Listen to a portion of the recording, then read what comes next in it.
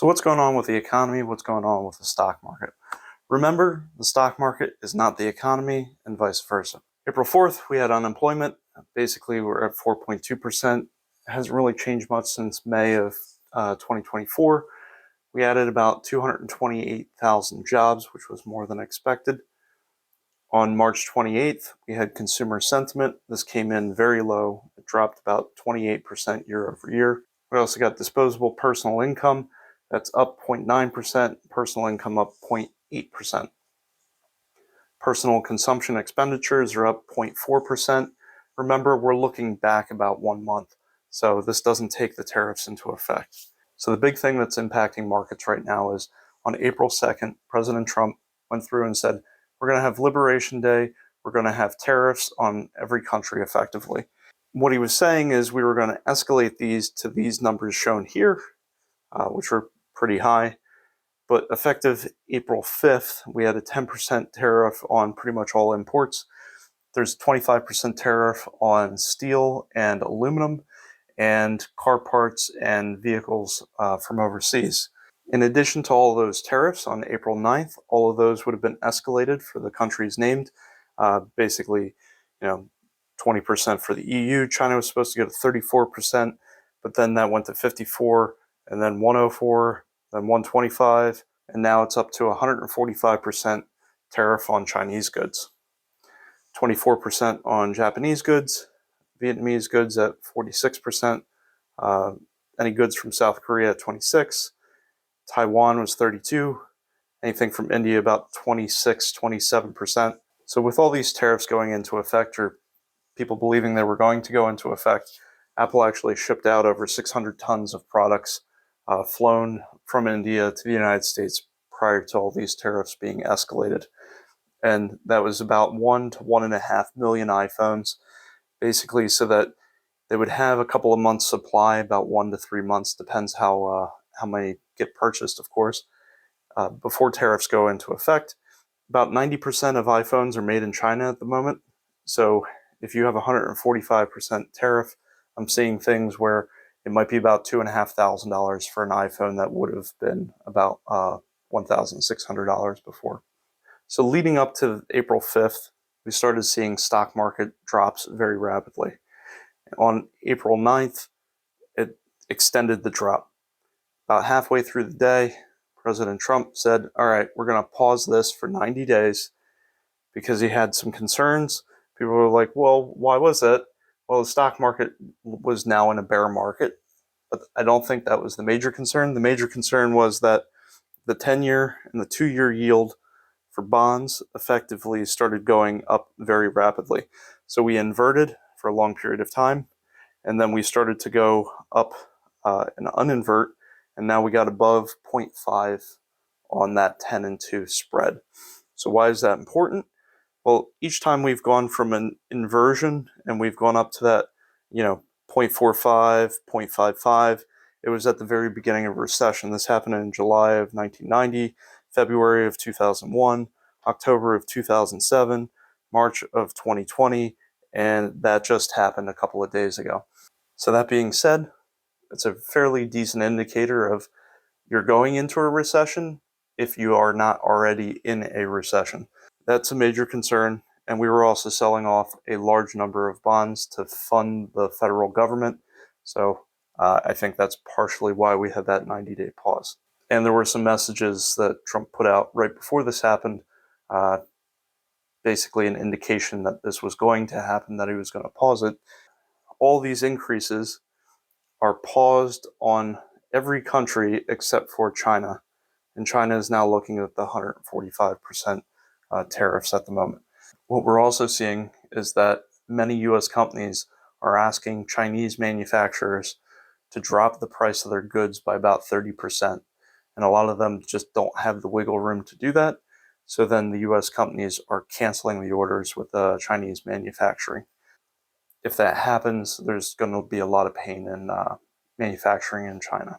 So they're going to have to shift those goods to some other region of the world. And I'm also hearing that the EU is bracing for that. So they're looking to put tariffs. One, if the US puts tariffs on the EU, they're going to escalate and put similar tariffs on the United States. but they're also going to try to block a surge of cheap products coming into their countries as well to protect their jobs. The goal of all these tariffs, basically, they want to bring manufacturing back to the United States and have good jobs. That's good in theory. Some of the consequences to a trade war and a bunch of tariffs are that you do have a trade war, which escalates the cost of goods that are coming into the country. Basically, tariffs just increase prices because what you're doing is all the cheap goods that would come in, you're making them more expensive so that other companies domestically can compete price-wise for the sale.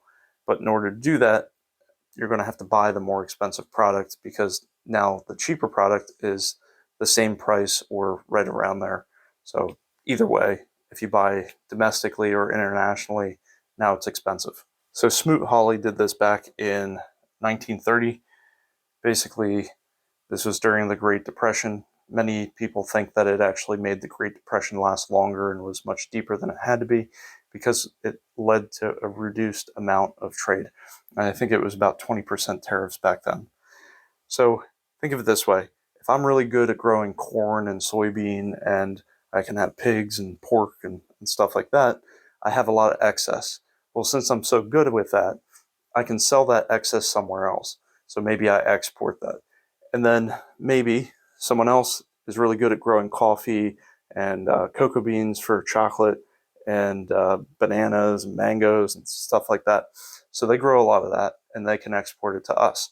So then there's a net positive across different countries because now you get to enjoy, different things from different countries.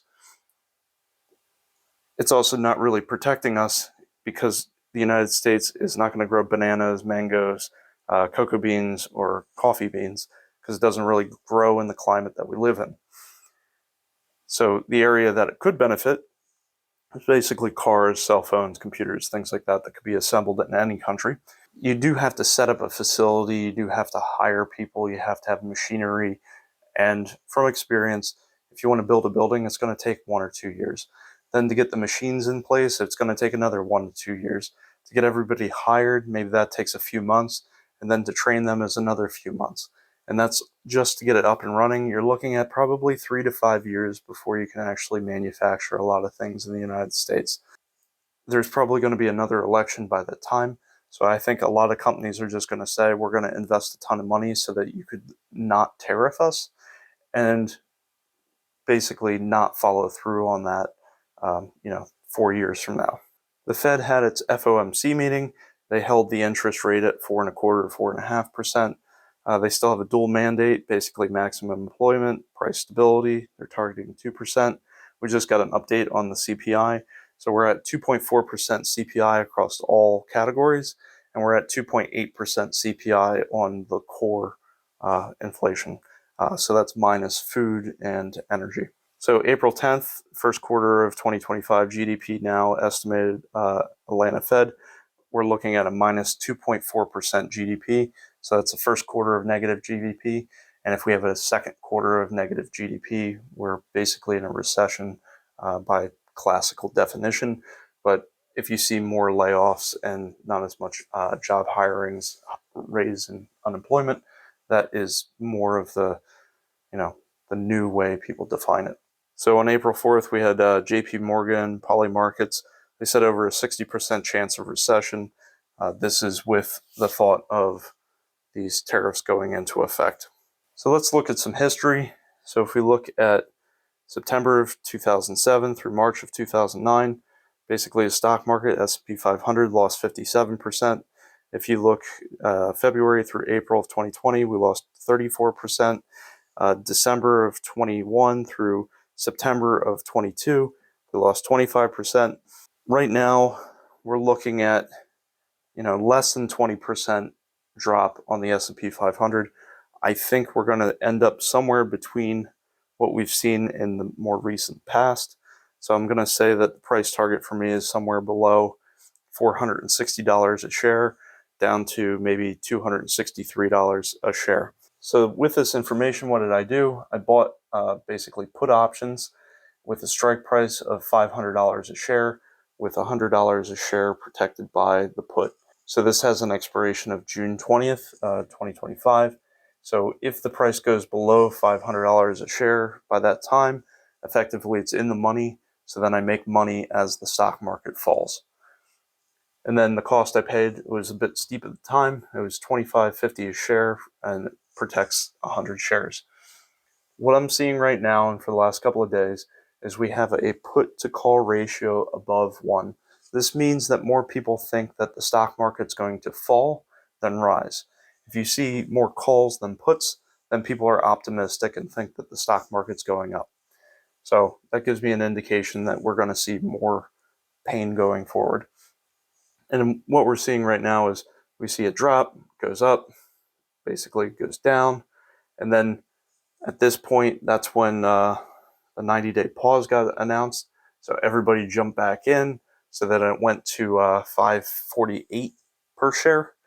But then everybody forgot the 25% tariff on steel, aluminum, car parts, cars, and the 10% on all the countries, and the growing up to 145% tariff on China is still in place. And then today we go down to 525. I still think we're going to see much more pain. And again, this didn't go away. So unless we see basically the tariffs get dropped completely, and we see the tariff on China drop significantly, I think there's going to be a lot more pain in the market. This isn't over yet. If we look at prior recessions, just to calm people down, the average length of a recession is about 10 months.